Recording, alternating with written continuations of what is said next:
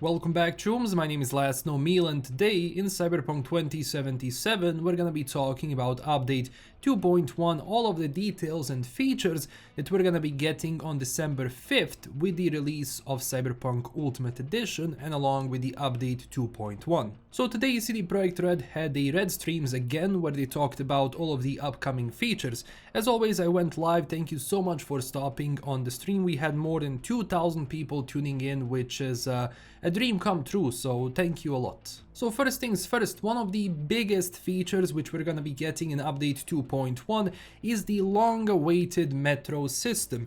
If you do remember from 2018, the first reveal trailer for Cyberpunk 2077 started with V being in a metro saying that he's gonna be entering, well, Night City and describing the city and all of that, which actually wasn't present in the release of the game. And ever since then, well, people have been asking a lot. I think the three biggest features people were talking about was, first off, New Game Plus, Metro system, and the third-person perspective. And when it comes to these two, well, we're not gonna be getting them because CD Projekt Red has repeated again that New Game Plus is not in development and is not planned for Cyberpunk 2077. I know they said the same for Metro system, but if they were to release a New Game Plus, it would have happened by now, so it's safe to assume that it's 100% not happening. But speaking of the NCART system, as we can see here from a little snippets of gameplay, once we enter the actual metro or NCART train, it's going to be like from the trailer, so people are going to be inside, they're going to be approaching us. For example, we have this guy trying to either sell us something or ask for more money.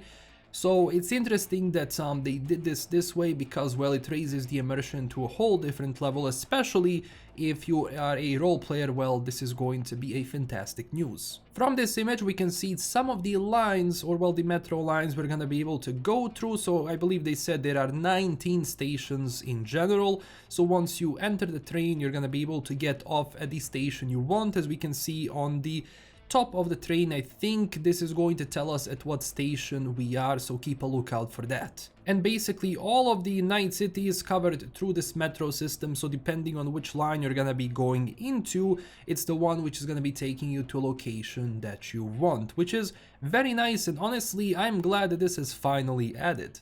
And once you log in, one of the first things which is going to happen once 2.1 comes out is that you're going to be getting a message from the NCART system giving you access to it along with a membership card. Second biggest feature in the game is going to be now portable radio. This is also something which has been requested a lot, and there is actually a mod for this already, but I'm glad that this is actually officially added now. So some version of a Walkman 2077 is going to be included, where right now, as you can see from the actual gameplay, you can just get the UI up, choose which radio station you're going to be listening, and then, you know, walk around and the radio is going to play. Besides, obviously, some of the gigs and missions where that radio is going to go silent and game music is going to start. Same if you do it yourself, like if you turn on the radio, music is going to stop, like the game music, and radio is going to be starting to play. This is very nice, especially because, you know, people were kind of requesting this, and it's nice that we can now walk around Night City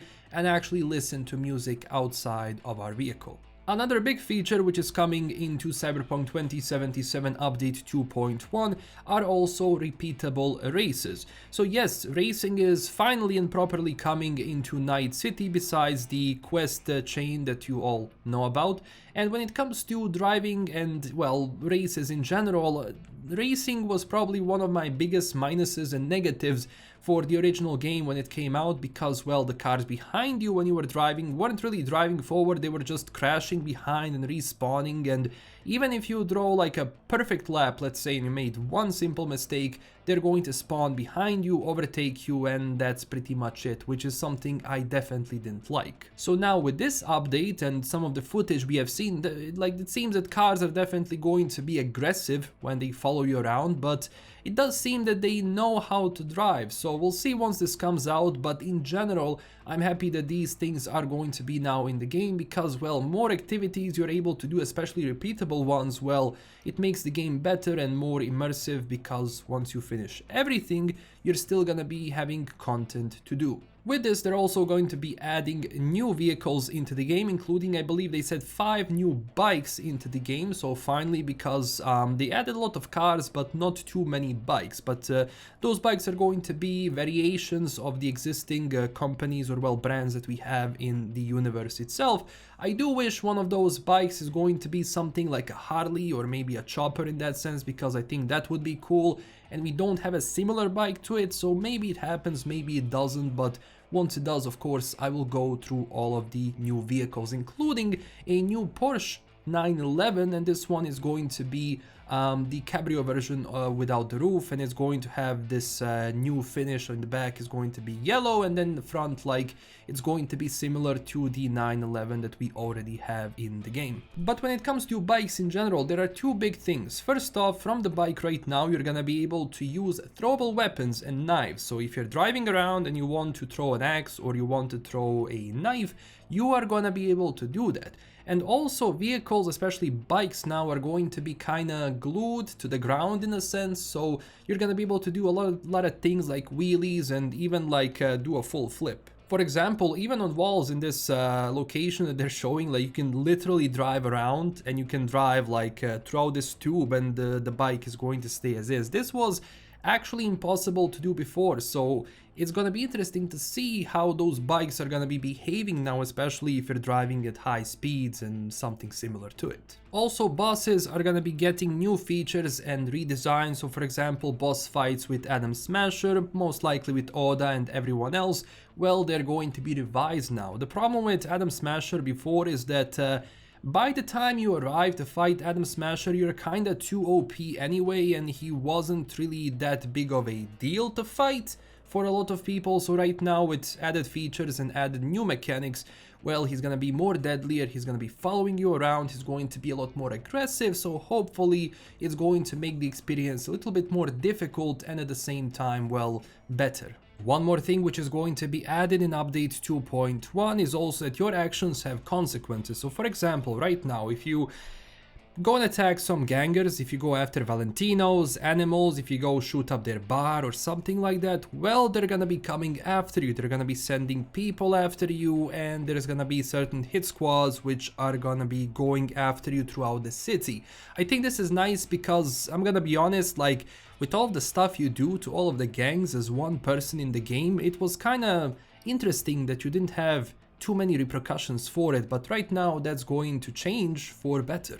And also for the end, they added a lot of new accessibility features, colorblind modes, bigger text, removing some of the effects, especially when it comes to glitches and certain lights, which I think is very nice, because a lot of people who want to play these sort of games either have, you know, motion sickness or something else, or having these new accessibility features is definitely a step in the right direction, I think, for this, because a lot of games have been implementing that, and if a lot of people can play and have the ability to experience this game, well, it's a plus for pretty much everyone. So this was only a snippet of all of the features we're gonna be getting on the 5th of December, so in a few days, once Ultimate Edition comes out in a physical form, and also with it update 2.1.